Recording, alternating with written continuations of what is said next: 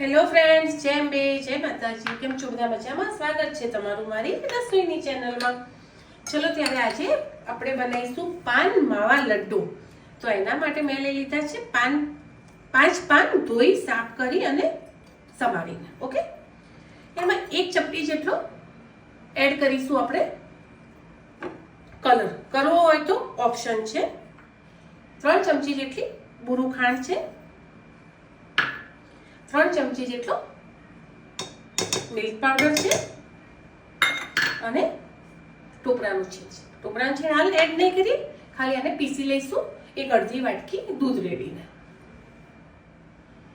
જરૂર પડે એ પ્રમાણે દૂધ રેડ્યું છે, વધારે જરૂર પડશે તો પછી રેડી લઈશું. અને એક પેસ્ટ બનાવી દઈએ. ચલો ફ્રેન્ડ, માવો બહારનો ના લેવો હોય તો ઘરનો માવો બહુ જ મસ્ત બને છે. મેં તમને વચ્ચે બી કીધું. જો રેસીપી જોવી હોય તો મને કોમેન્ટ જરૂરથી કરજો.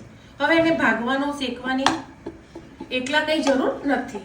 જે આપણે એડ કર્યું છે ને આપણું પાનનું લિક્વિડ એડ કરી દઈશું એટલે મસ્ત શેકાઈ જશે.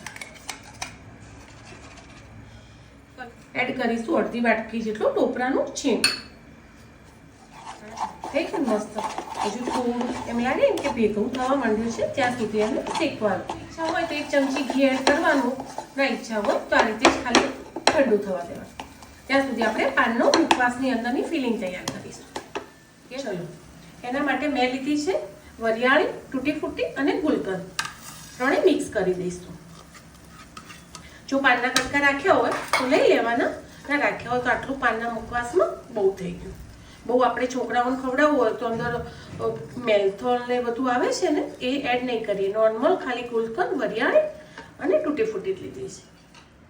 ચલો, ઘીવાળું હાથ કરી લેવાનું, ફિલિંગ લેવાનું. ફિલિંગ જેટલું લેવું હોય તમારે, જેટલું લાડુ મતલબ પાનનો લાડુ બનાવવો હોય એ રીતે. નાના બનાવો તો નાના લો, મોટું બનાવવો હોય તો મોટું લો. હવે આમાંથી લઈશું આપણે થોડુંક આપણું છે પાનનું ફિલિંગ બનાવ્યું ગુલકંદ વાળું, એ જે છે તૂટી ફૂટી સોજી અરે તૂટી ફૂટી વરિયાળી અને ગુલકંદ. ઓકે, આ રીતે મસ્ત ધીમે ધીમે ધીમે ધીમે ધીમે લાડુને ભમાઈને લીસો કરી લો. જો છે ને મસ્ત બને છે ને.